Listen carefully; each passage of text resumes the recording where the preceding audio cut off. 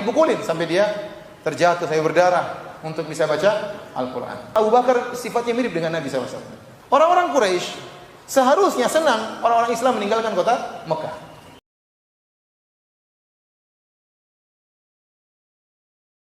Yang kita bahas sekarang adalah hijrah min baladil kufur ila baladil Islam, dari Mekah menuju kota Madinah. Bagaimanakah kisah hijrah tersebut?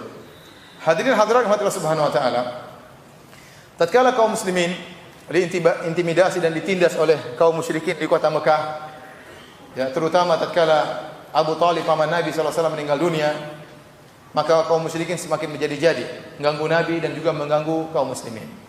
Mereka dahulu sangat sulit untuk beribadah di Mekah. Lihatlah bagaimana Ibnu Mas'ud disebutkan dalam Sirah Ibnu Ishaq. Dia baca Quran di Masjidil Haram maka dipukulin sampai dia terjatuh, sampai berdarah untuk bisa baca Al-Quran. Sulit untuk beribadah. Ya. Mulailah orang-orang ingin mencari tempat yang lain untuk berhijrah. Ya, maka terjadilah hijrah ke negeri Habasyah yang pertama. Berangkatlah sebagian kaum muslimin berhijrah. Kemudian setelah mereka berhijrah lama di sana, tiba-tiba ada isu yang tersebar. Isu tersebar bahwasanya Mekah sudah kondusif. Orang-orang musyrikin Quraisy sudah mulai banyak tertarik dengan Islam. Akhirnya mereka pun balik ke kota Mekah. Kenapa? Karena mereka rindu ke kampung halaman. Siapa yang tidak ingin pulang ke kampung halaman? Mereka balik, ternyata kondisinya tidak benar. Orang-orang Mekah semakin menindas kaum muslimin. Maka terjadilah hijrah yang kedua. Di antara yang ingin berhijrah ke negeri Habasyah adalah Abu Bakar As-Siddiq radhiyallahu taala anhu. Dalam Sahih Al-Bukhari, Abu Bakar keluar dari rumahnya, meninggalkan keluarganya, meninggalkan kampung halamannya, meninggalkan perdagangannya. Dia pergi menuju negeri Habasyah untuk bisa beribadah kepada Allah. Tatkala dia sampai di suatu tempat namanya Barqil Ghimat, dia bertemu dengan salah seorang dari kabilah Al-Qarah, pimpinan mereka yang bernama Ibnu Ad-Daghinah. Maka Ibnu Ad-Daghinah, pembesar kepala suku dari kabilah Al-Qarah, bertanya, "Kemana engkau wahai Abu Bakar?" Dia berkata, "Aku keluar asihu fil ard liya'budu rabbi." Aku ingin berjalan di atas muka bumi agar aku bisa menyembah Rabbku. Maka Ibnu Daghinah berkata, "Mithluka la yakhruj wa la yukhraj." Orang seperti engkau wahai Abu Bakar tidak boleh keluar dari negerinya dan tidak boleh diusir dari negerinya. Innaka la tasilur rahim. Engkau suka menyambung silaturahmi. Wa tahmilul kalla wa taksibul ma'dum. Engkau suka membantu orang yang tidak mampu.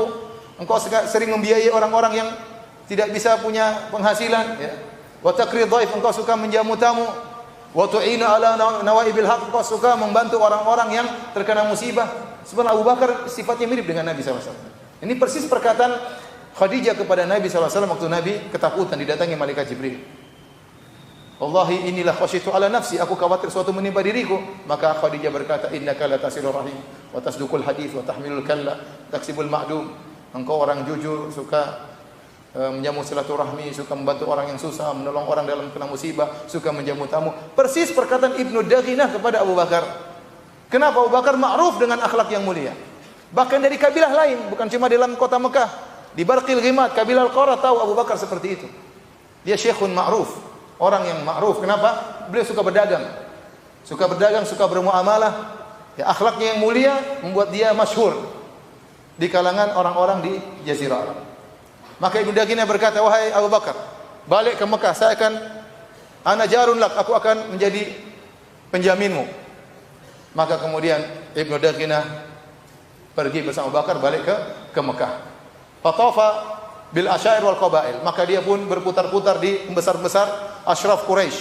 Dia datang kepada besar-besar Quraisy. Dia mengatakan, "Abu Bakar, innahu la yasilur rahim." Dia suka menjamu silaturahmi. Wa yakrid dhaif, suka menjamu tamu. Dia suka begini.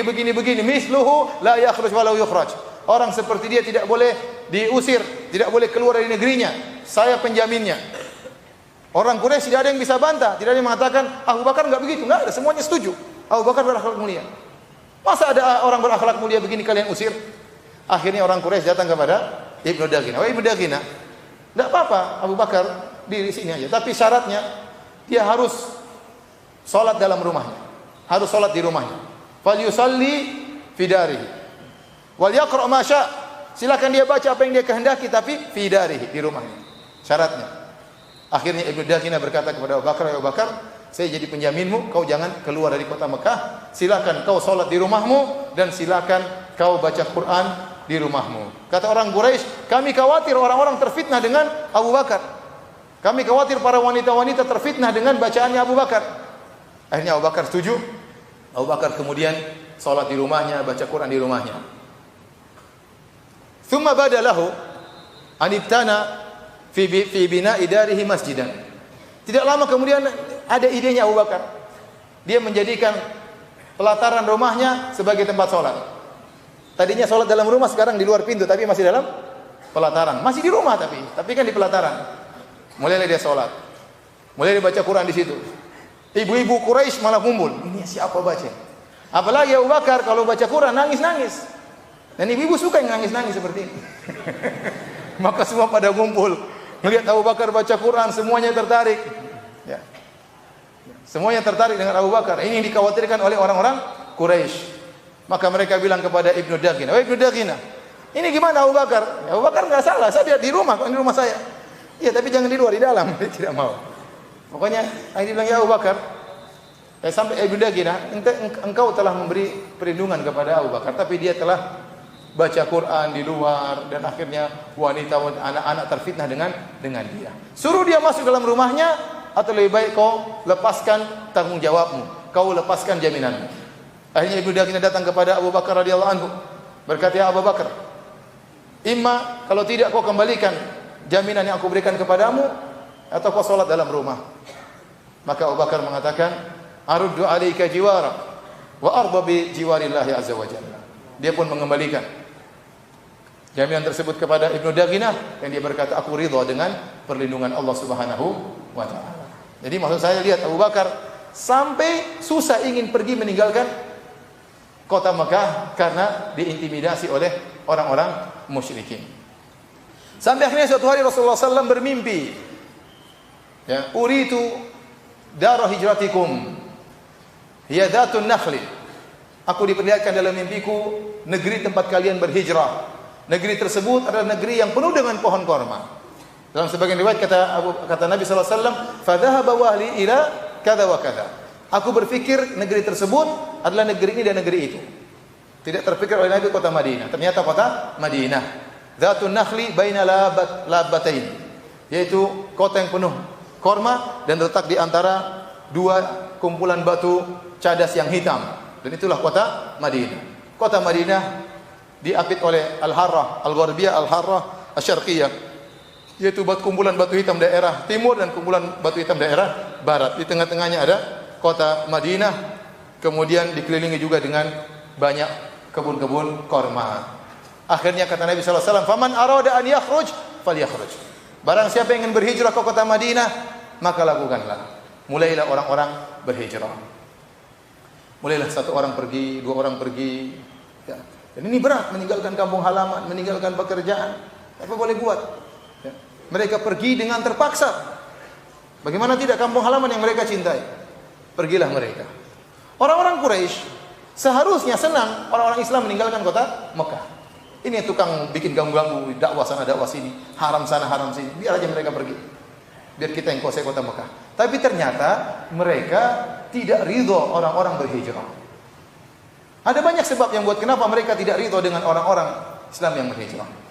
Di antaranya, mereka tahu bahwasanya para sahabat berhijrah ini bukan untuk tidak kembali, bukan untuk pergi selama-lamanya. Mereka akan pergi ke suatu kota Madinah, di situ ada kaum Ansar yang akan menolong mereka dan mereka akan menyusun kekuatan dan suatu hari mereka akan kembali kota Mekah. Mending dihalangi sekarang.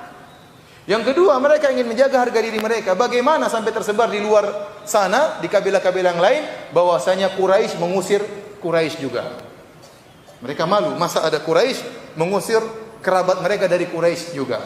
Sehingga mereka tidak suka ada yang berhijrah. Mulailah mereka mengadakan untuk menghalangi orang-orang yang berhijrah. Ada yang dipisahkan dari suaminya, dipisahkan dari istrinya, ada yang ditahan hartanya, ada yang ditipu dan macam-macam. Mereka berusaha untuk menghalangi.